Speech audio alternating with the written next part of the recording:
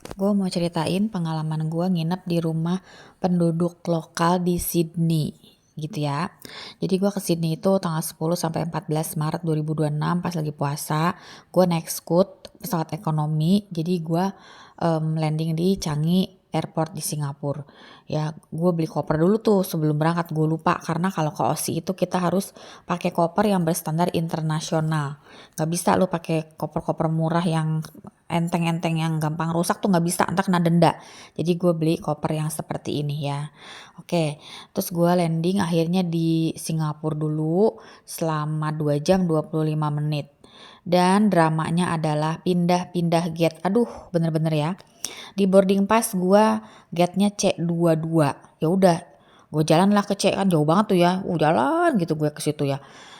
Terus pas gue udah duduk di situ, gue udah santai, gue tuh berangkat jamnya malam ya, jam 20 malam gitu, jam 8 malam, nyampe Changi itu sekitar jam 23 waktu setempat gitu. Jadi gue makan pop mie dulu lah gitu. Terbang lagi itu jam 1.20 waktu Singapura ya.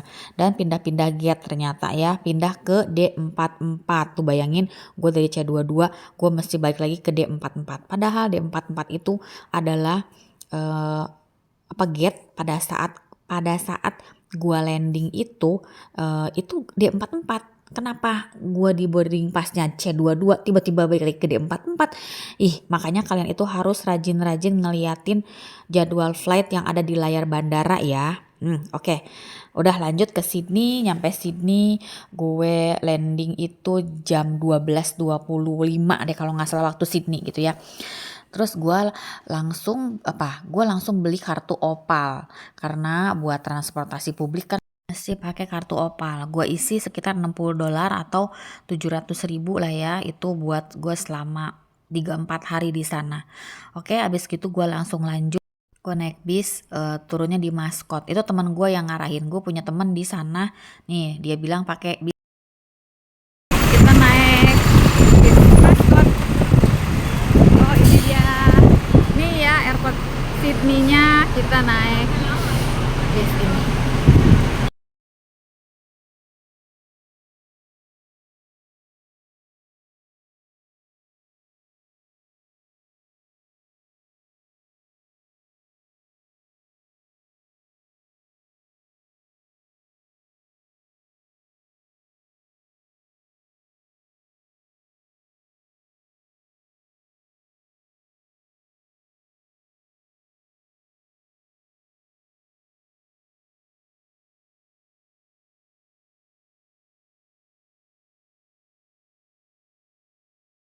Ini daerah Mascot ya, Sydney. Dan di sini tuh Mascot itu banyak, dia tuh Asian community, jadi banyak orang Asia. Jadi ada masakan Indonesia tuh, dapur empok sama Shalom. Indonesian restoran, asik. Menunya apa? Banyak menunya tuh. Aku makan dulu ya. Gua mah mau kemanapun gue berangkat pergi ke luar negeri, tetap yang gue cari masakan Indonesia. Gua nggak bisa ya nyobain masakan lokal. Aduh nggak deh, mending gue yang udah familiar aja dengan lidah gue. Nah makanya di sini gue makan sama ayam bakar ya. Ini kayak pecel pecel ayam gitu loh. Temen gue beli soto. Jadi gue baru landing aja, gue udah habis duit 1,1 juta say. Apa aja?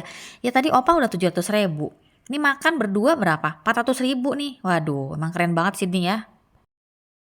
Terus lanjutlah kita menuju Kasula karena gua di sana itu gua nginep di rumah penduduk, di rumah orang bule gitu ya. Gue pengen ngerasain karena selama ini gue selalu nginep di hotel, apartemen gitu. Ini namanya ini gue udah nyampe di Glenfield. Glenfield. Ini namanya Glenfield ya. Kita mau ke tempat namanya Kasula, perumahan. Nah, kita naik bis nih, lagi nunggu bis dulu. Aku nyampe juga ya, ya ampun, ini di Sydney namanya Kasula dong.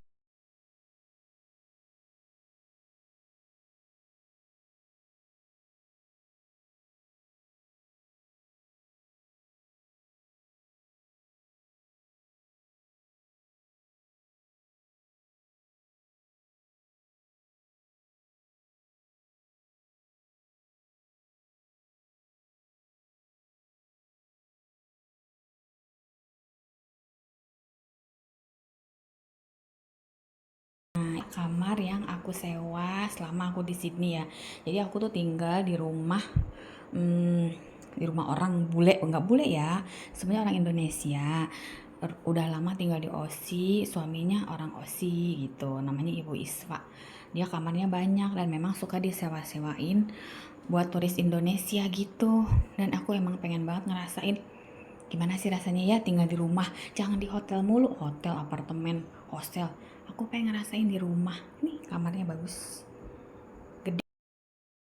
Gua nggak berani videoin depan rumah sampai ke dalam-dalam karena gue belum izin. Jadi gue hanya berani fotoin kamar gue aja ya. Next gue akan ceritakan kelebihan dan kekurangannya nginep di rumah penduduk lokal, orang bule, atau lebih enak di hotel. Oke, kamu simak ya part 2-nya. Di like, di subscribe, dan komen-komen dong, jangan diem aja, oke?